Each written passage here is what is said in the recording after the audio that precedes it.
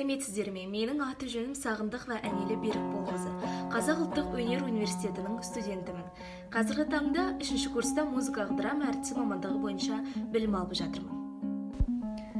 Біздің курсымыздың алып жатқаны Хусни Хорлан музыкалық спектаклі.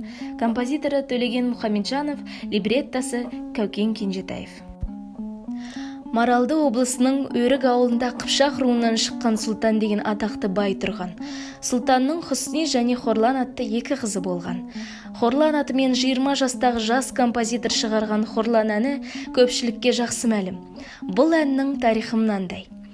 Ертіс өңірінде Ақкөл ауылынан 50 шақырым жерде Сүлеймен деген бай өзінің малын ұстайды.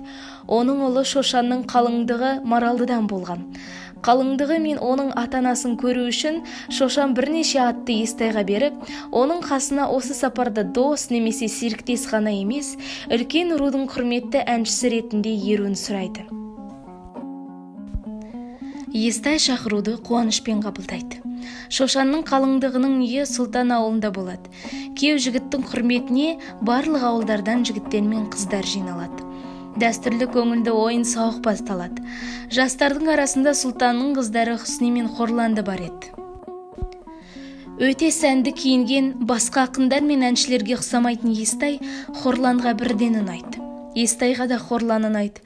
Қыз бен жігіт оңаша қалған сәтте бір-біріне сүйетіндіктерін білдіреді. Хорлан айттырылып қойғандықтан үйлену туралы әңгіме де болуы мүмкін емес. Сондықтан Естай қызды ұрлауға бел байлайды. Бірақ әкесі біліп қойып, қызды атастырылған жаққа қалыңдықты алып кетулерін талап етеді.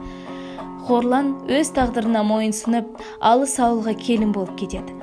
Естай көзі жұмылғанша Хорланды ұмыта алмайды. Өзінің өмірлік қайғысы, орындалмаған арманы жөнінде ол атақты Хорлан әнін шығарады. Өзімнің кейіпкеріме келетін болсам, Хусни туралы тарихта еш мәлімет сақталмаған. Тек бақытты боп ұзатылып, отбасын құрады.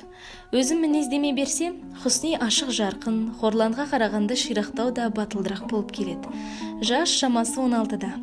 Әпкесінің басына түскен қиындықты Хусни біліп, Хорланға демеу болып, қасында әрдайым жүреді. Ол өзінің махаббат арманды шынайы жақсы көреді. Екеуінің бір-біріне деген махаббаттары берік екенін анық ариядан білуге болады. Құстай бір көшайық, бір болайық мәңгілік, аспанға барып шарлайық, сілемем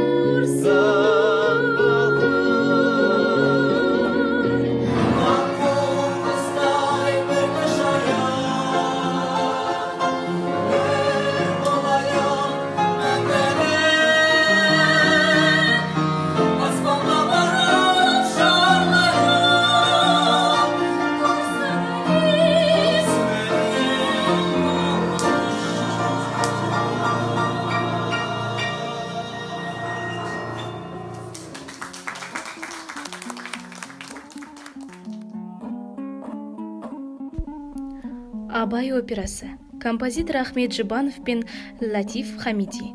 Либреттосы Мұхтар Әуезовтікі.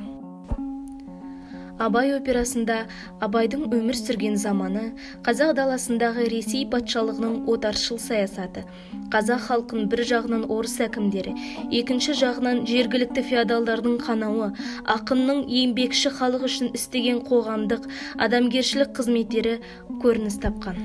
Композиторлар қазақтардың қоғамдық, әлеуметтік тұрмысын суреттей отырып, ақын тұлғасын оның реакцияшыл болмысқа, бай феодалдарға қарсы күрес үстінде көрсете білген. Операда бір-біріне қарама-қарсы тұрған екі түрлі әлеуметтік күш, жақсылық пен зұлымдық, яғни алдыңғы қатарлы озық ой мен кертартпа күш үнемі арбасып отырады. Менің кейіпкерім Ажар. Жасы 18-де, мінезі ашық, өте сұлу, нәзік және инабатты. Сүйгені Айдар. Сұлу қыз жастайынан ұзатылған. Бірақ оның жары қайтыс болған соң, ескі салт дәстүр бойынша оның ағасына Нарымбетке тұрмысқа шығу керек. Алайда Айдар екеуінің арасында махаббат оты жанды. Сондықтан ол Нарымбетке тұрмысқа шыққысы келмеді. Айдар екеуі қарапайым жастар, бір-бірін сүйген ғашықтар. Екеуі тек әділдікті қалаған және сол үшін күрескен.